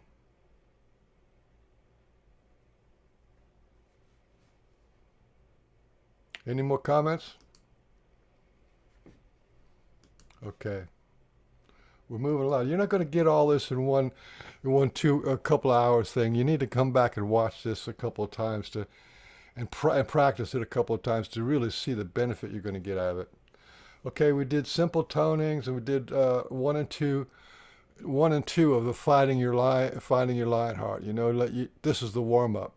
The next time is to bring Kali in the demon killer and all the demons of your kingdom on earth. This is the law of repulsion. Blood is not thicker than peace of mind. When you feel the suffering of every living thing in your own heart, that is consciousness, the Bhagavad Gita. And I have felt that, and you can feel it too if you do this kind of work and you're able to face your deepest fears and heal your deepest face your deepest feelings and heal it. Okay, so why bring Kali Ma into the emotional release? She's a demon killer and a destroyer of worlds. She kills the demons that even God could not kill. This is the law of repulsion. She is the goddess of the law of repulsion. You cannot live without integrating your past. We're historical creatures, and if we're not united consciously with the past, then we're divided internally, and that has consequences. Okay? Do nothing in your outer world and bring the war to your inner world. This shit has polluted your inner world and has for here they must die, a demon's death. Go within for the win. This is an imaginary thing done in shadow boxing style. Just like if you have a bully who hurts you in school and you're at home and you shadow box, you imagine when you're knocking his block off. It's the same idea. Words are demons, deep and true. Words are monsters and demons, and they are not living, but they are immortal until erased or killed. They can hurt you over and over once imprinted in you. Then you think these words are not you, that are not you, are you. Words are demons and vampires, just like a virus, and pass on from family to family like a deadly disease, feeding on your soul. A lot of the components of the stuff that happened to you in the past comes with words. Like I said, I'm not good enough, nothing ever works out for me, I don't deserve love, all these words. That's what the judgment denial release process is all about, is about clearing those out. Okay, in this finding your lying heart, the next scene, or the next thing you're going to do is going to go like on your deepest wound. Always work from your deepest wound up. So this just introduce you to the realms of emotional release, reaches. So in the center of it all, you always start with a me, mom, and pop, and the 4 parts of self. Those are the core inside of you. That's where emotional release starts, but that's also the where the judgment end up. The judgments, in our mind, our judgment starts out here with God and the devil and goes into the spirit world, into the society, into the families and friends, and then into mom and pop. But emotional release, you start with mom and pop, then you go to family and friends, to they, them, society, then the world and the universe, then the spirits, guides, masters, angels, and demons, and then God and the devil. So those are realms, okay? And this is how you recover your memories. This is how you recover your territory and your sovereignty inside. So the scene 3. So we did 2 scenes already. The dog, and then the big dogs, hounds of hell. And scene 3 is you face your own deepest pain from the past. You just have to. It's right there. Everybody has their deepest pain from the past. And then this is a vision of your deepest pain from that. Your dad's accusing you of something, or blaming you, or judging you, and that's the scenario. Then you have fear, and this little child is going fear into terror, or really being hurt by this, whatever the father does. Then you move your anger and rage, right? You move from that him pointing a finger, but now you're an adult. You're not a little child now. Now, if an adult says something to you, you're going to let him have it. You're going to say, fuck off, you have no right to say anything to me.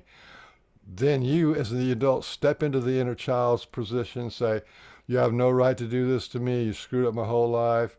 I hate you. I wish you were dead. And kill him if you have to. Then in a murderous rage, you kill your father, you kill your mother, or the demons, them as demons, because it's an imaginary, right? An imaginary bad people are what demons are. That's the law of repulsion. Whoops, this one. Gotta do this, put this on play. Okay. Okay, so that's, remember, then you go down and this is the scene 3, your deepest pain, and you're moving into your anger and rage, and you've just killed your father down here. You just killed your father or mother, whoever it was. But in a murderous rage, you go into killing all the demons in your ancestral line. So there's your father who's acting like a demon, and he got possessed by the demon of his parents, and you kill his parents too. And then the grandparents on both sides, and then their parents, right? You kill them all. It's like you have no reason to exist. I'm going to kill you. I don't want you there. The whole line of ancestors, and you keep on going, right? You kill them all. You kill all the demons in your whole family line, and you can go all the way back to the beginning of time.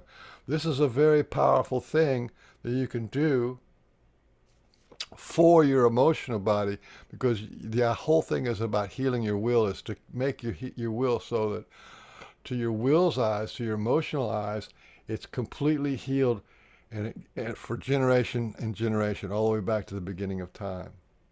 Okay? This is still in the same session, still after you killed your father, then you killed everybody in the generational line. That's right here where you kill the mom and pop, right? So you killed your mom and pop, and then anybody who's ever hurt you or acted like your parents that did abuse you and bully you, then so this family and friends and spouse, you kill them too, right? And then the whole of society that hurts people. Hurt people. And like I said, there's 66%. That's a lot of people in the society who are hurting people, the religions and the banks and the government. So you kill them too. And then there's the world, right? That's another realm, is the world and the universe. And you kill that, just destroy the world. The world of pain inside you. Because the scenario you have of your wound as a child was set in a place that was a country, in a place, and a world. And that world of pain, you want that world of pain gone. Then this is the scene 3 and 4 of going full Kali. Then you go into the spirit realm, and lastly, you become a god killer. You kill the lower gods that created that pain in the beginning. If you don't care, you want to call it Lucifer or the demon lord or the lower lords, you kill them too. You destroy the world of demons, you destroy the world of pain, and the gods who created it. This is very powerful stuff to do to your emotional body, because it makes you a destroyer of worlds and a god killer. Okay, the scene 3 is you face your deepest pain from your past. You feel the pain until it ends. This is the dropping down to your emotional body. After you've killed the everybody in your whole generations, you kill the demon world of pain, and you kill the god of demons that have been haunting this planet for so long. Then you drop down to your inner child work, right? And then you comfort your inner child, tell them they're gone, it's gone, it's gone off this world, the God is gone, everything's gone. And that's how you can do it. Until you feel your pain of your inner child, then comfort the pain of your spirit, heart, will, and body. And this is the birth of compassion. And really, you can, if you do this, it's actually an act of compassion. You can have compassion for everybody on the whole world. And we go back to the victory thing again. Yeah. The scene 4 is the victory, and that's where you've recovered your inner child. You're the crown king or queen of your inner world, and nothing will enter your kingdom and cause you harm or pain. Oops. Okay, and then lastly, the scene 4, which I'll leave it up to you. I'm giving you the patterns to go by. Feel the tear, anger into rage, drop down and feel the pain until it ends, and then victory. All these things are manifestations of the heart. Be as loud as you can, use your fantasy and imagination. And I think that's, yeah. Use your emotions, use your voice, the louder the better. Your body, you want to be able to get your heart rate up. Use your imagination, use utter rejection of your views. You know, this stuff sounds like it's really complicated. But if you follow your feelings, that's what you want to do. When you get into a murderous rage, when you want to hurt somebody who's hurt you, it just naturally flows that way. And I'm just putting it on the table that you can do that. You don't have to do it this way. There's other ways of doing it, but this is a way that you can be thorough, eloquently, and completely free of any kind of invaders of your boundaries. And this makes you sovereign. So that, I think, is it. Any questions? Amanda, Faith, Hugh, James, Karen, anybody have questions, comments? It was very well explained. Thank you. Thank you. James, to James. Yeah, I was going to say the way I dealt with this was going back to childhood, school bullies and things.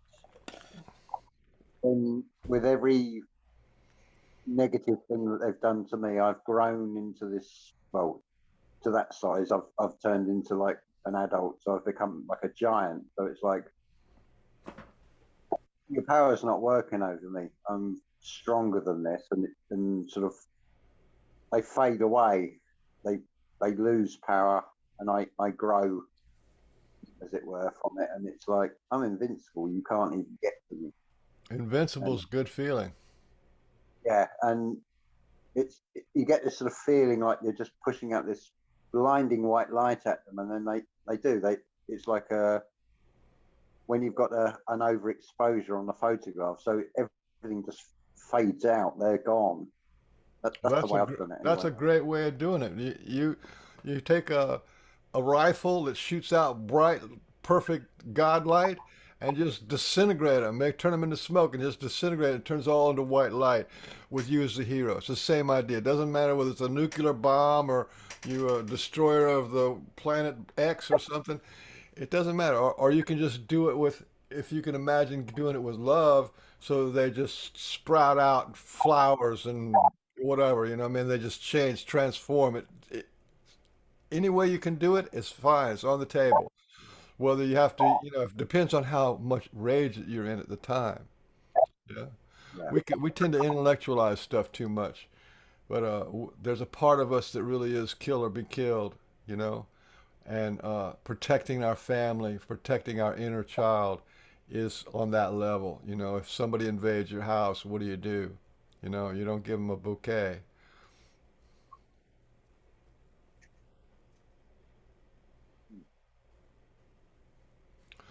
Okay, I think that's the end of my little presentation. Now, like I've been doing this for years, right? Years. And do you want me to read out the last the last part of what you've gained if you do this, if you practice? I know it sounds hard. It's actually not hard. It's all organic. It happens if you do it naturally, and any way that you do it is fine. It doesn't have to be like the way I did it. But let's go over a little bit about what you gained. Okay, so when you do this work, I recommend you do it for at least 3 months, 1 day a week for 3 months, right? And that means you do 4 scenes, 4 different events, right? 4 little movie clips with the 4 sections in each one. That means in 1 day you'll have 4 victories and kill 4 dragons or whatever, 4 demons. What have you gained? You become sovereign in your own inner kingdom. You're not sovereign inside you until you you can guard your borders and fight invaders. That's what sovereignty means. To be sovereign inside is you're getting rid of usurpers and invaders, and because you're the boss and you kick them out. Okay, then what the real thing about language lessons of the heart is the end of pain. The end of pain in your spirit, heart, will, and body. This is radical acceptance and compassion. This is a sort of the culmination of the 4 processes of language lessons of the heart is going to be the end of pain of your spirit, heart, will, and body with this feeling of safety forever. Uh, Again, like I said this before, you've explored and expanded your heart and found the end of fear and the right use of rage. The end of fear is a big deal. People talk about it all the time, but unless you go out there, right, you jump on the diving board, you don't know what it's going to be like. You have to go out there and do it. And then you find that there is an end of fear, and you don't have to live in fear. We have fear of fear. So when you actually experience fear, you realize it has a purpose to keep you safe, but it also has an end. It does not control your whole body. Okay, all mental, emotional, and physical illness has undischarged traumatic pain as the #1 factor. Emotional illness, physical illness, and mental illness. The #1 factor. This is big, huge surveys that they did. This is science, not my opinion. Comes from the Center for Disease Control. The #1 factor is how much undischarged traumatic pain you're in. So we're talking about, you know, to end your pain and resolve your issues, you're talking about adding between 10 and 20 years of life. This is done by surveys. They know that if you resolve and end your pain from the past, you're going to get 10 to 20 more years of quality, pain-free life. That's a pretty good deal. Okay, you've gone a long way toward ending your family's generational trauma. This stuff works by reverse causality and by entanglement. And I've experienced it myself. Other people have experienced it. When you heal the energy inside of you, then it heals in your children, it heals in your parents, it heals in your ex-wife or ex-girlfriend, whoever. When you heal it inside of you, it impacts them, and they can do their healing work too. This is very powerful. You've never seen anything like this. When you take it personally inside yourself, you're actually killing your ex-husband or ex-wife's demons for them, or you're killing your parents' demons for them. Because when the demons are gone inside of you, they are gone inside of them. And you'll be able to look at your parents and not see their demons and not feel the resentment or not feel the anger at them or the loss of hope that they could somehow protect you or guide you. That's a big deal.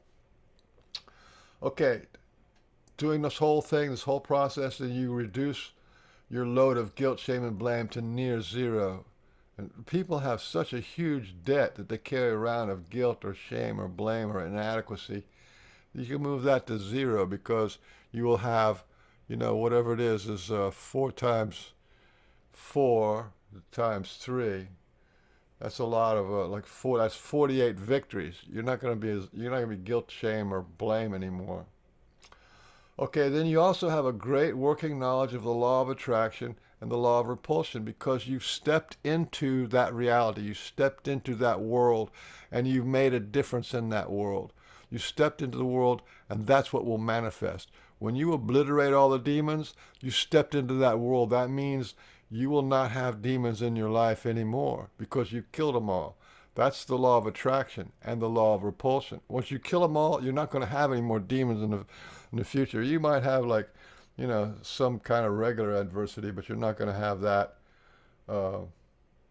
not that anymore. You're not going to have any demons come and get you, that's for sure. Okay, then when you're congruent inside, when you no longer have a split or hidden, divided inside you, you don't have the war inside you, or anything that's left unexpressed or untouched. That makes you congruent and authentic. Oops. Got out of that too quick.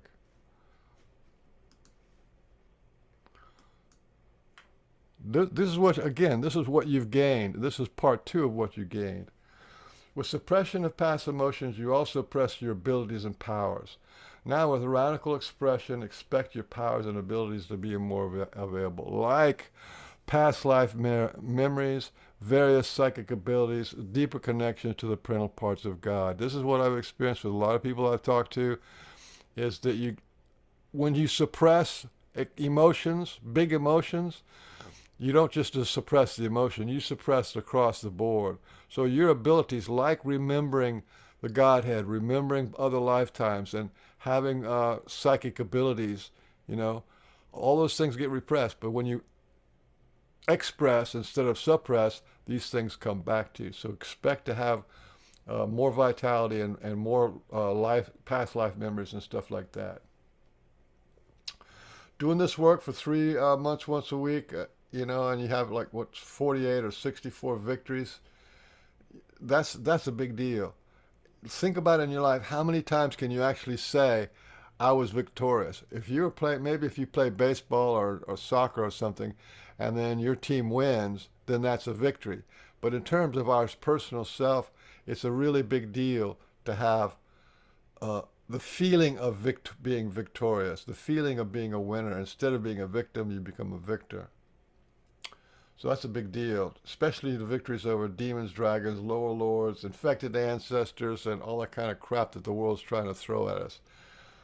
Okay, doing the work is shadow work. This is shadow work. This is inner child work, plus it's spiritual and shamanic healing. This is how the shamans heal it. Who hurt you in the past? What are you going to do about it? What happened? You deal with who hurt you the most in the past. That's shamanic healing. Who hurt you the most? That's just what we did. This whole thing is a shamanic journey. It's a spiritual kind of healing thing. It's a ritual, put it that way.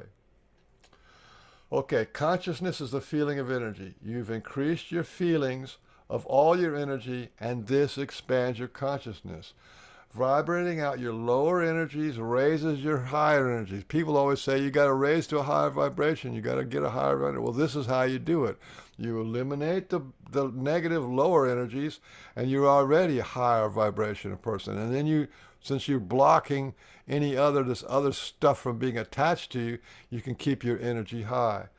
A lot of people think that's a big deal, and I think it is too. It's because if you have a higher vibration, you're not going to be attracting the lower vibrational stuff. And I said this already, when you lose control in private, you gain control in public with little or no more triggering for you. Like I said, no matter what's going on in the world, after you've killed a few demons and destroyed a few worlds, then nobody's going to really bother you that much. You're not going to be triggered by petty people saying petty things. You just won't be triggered as much as you used to be. Okay, inner peace is not a myth. You've reduced your inner stress and turmoil, and your natural state is peace now. Peace is your natural state. And all of what you've done with language lessons of the heart, go back and watch all the videos and practice them as much as you feel you need. So all you've done with language lessons of the heart is written in your book of life. It is written in your book of life. It is written in your Akashic records. The whole thing that you did to heal your emotional body, all the killing of demons, all the stuff, and all the judgment, denial, release, talking to the parts of self, and all that stuff is written in the book of life. And this means that your life is going to be positive for many lifetimes to come. Congratulations, victory. Victory. That's what it's all about. That's the fourth process, emotional release. I gave you a couple of 2 or 3 ways you can do it. And thank you all for showing up. And anybody else going to have their some final comments, pros and cons, likes or dislikes, wishes and wants?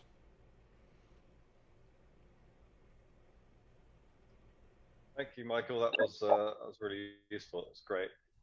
I just want to say I can see how doing these scenes would release sort of the emotional trauma built from those memories. I can sort of imagine the feeling. I was wondering if I can bring it to the judgment and denials. When I've been doing that, I don't feel any change in that process, if you know what I mean. Like when I'm saying that process of the denials and judgments, I don't feel a shift in me. Is that something I should be doing regularly? Like, do you just do one judgment and denial release, or are you repeating them many times until you feel the difference with it? That's actually a good question. I posted a couple of pictures on the videos of a list of releases, right? They're called primal statements, right? That's what they're actually called, because when you have a primal release, you'll realize that what's being said to you was something like you're not good enough, and that's why it's called a primal statement. So that whole list of maybe 100 judgments and denials, they may not match your energy of what was said and done to you, so you may not feel a release, right? But if it is pressing onto you, it's part of your energy as to what it is that you have experienced. It's your primal release. It's your judgment. Then you will feel it go more. And when you say it, right, the release part comes from when you say, "I now offer it loving release," right? If you take a big inhale, when you say strong and loving, then take a big inhale, and then say release, and then let your energy out. That's a biofeedback mechanism. If you can feel your body feel like you're going over a little a little bump in the road, a little energy drops down when you drop down when you breathe it into your belly, that's a release. Yeah, maybe a key part for that one for me might be really trying to feel the emotion of that judgment or denial before I speak it out. So really, you got to have an emotional engagement in it. Yeah, but it's okay. Any way that you do it, you're still teaching. The whole point of doing that, even to doing 100 times, even though is to train your subconscious mind into what a judgment looks like, what a denial looks like, and how to release them. Because your subconscious mind is way more intelligent than our conscious mind, and you're actually teaching your subconscious mind how to do these releases for you automatically in the future on the fly, so that 6 months from now, 3 months from now, something will come up, and it won't even reach to your level of consciousness, because it will have been released, because you taught the whole ritual to your spirit, heart, will, and body. That's the magic of that. But yeah, okay, I can talk about that one other point that's a big point, is when you do all this work, it's like I said about the fear. Once fear is gone, it's gone. And once the pain is gone, it's gone. It's like it never happened. And this may sound strange, but when you do language lessons of the heart and you do it right for maybe a couple of years, nothing happens. Yeah, nothing happens. You know, you don't win the lottery, you don't get a new house, nothing happens. It is like putting new tires on your car. After a week after you put new tires on the car, you completely forgot that you got new tires in your car. You completely forgot that you got another 100,000 miles you can drive on that car. It just feels like you're driving the car with no issues, like nothing happened, right? That's what this is really about. It's once the pain is over, you don't even relate to the pain anymore. And it's like nothing's happened. If you've got stuff in your life that's biting you, if you've got a dog that's biting you, then you do the work. But if you don't have any dog biting you, then it doesn't feel like there's anything ever happened. And I tell you, it's nice to live your life with no dogs biting you, no trauma, no drama, no nothing biting you, right? Then you can do what you want to do and live a normal life. Normal is pretty damn good, you know? Which is when you're subnormal. It's when you're underwater, you know, that's when it's no fun. And that's what all this stuff, the release work and the empowerment work and the judgment and denial release work and the emotional release work, that's what it's all about. Yeah. I'm going to do the emotional release tomorrow. I'm planning to give it a go, so we'll see. Okay, that's great. That's great. It feels good. You will feel that. The harder the better. And don't leave God out of the picture. That little scoundrel needs a lot of talking to. He's like the same as your father. If you're angry with your father, you should be angry at God. If your father neglected you, then you have a God that neglected you. That's the way our subconscious works. So you can let God have it. You let the demons have it, let God have it. He needs to, it's very good for his personal growth to have us complain about him.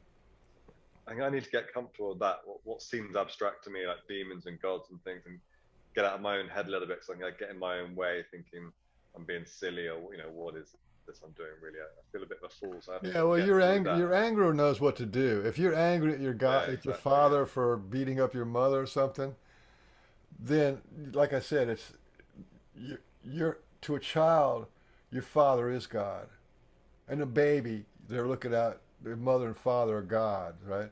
Because that's the only thing we know. And then it's not until we grow up and get in adults that we have the separation that Dad's just a man and God is this mystical, imaginational being. But emotionally, they're the same. On the emotional level, they're the same. God and the Father, or you could say your higher self. It doesn't really matter. Your higher self can get a talking to too, because the higher self has let you get into depression or anxiety or uh, the singular personality disorder or whatever the fuck you got. Is it, your higher self's been like sleeping on the job. You can yell at them too.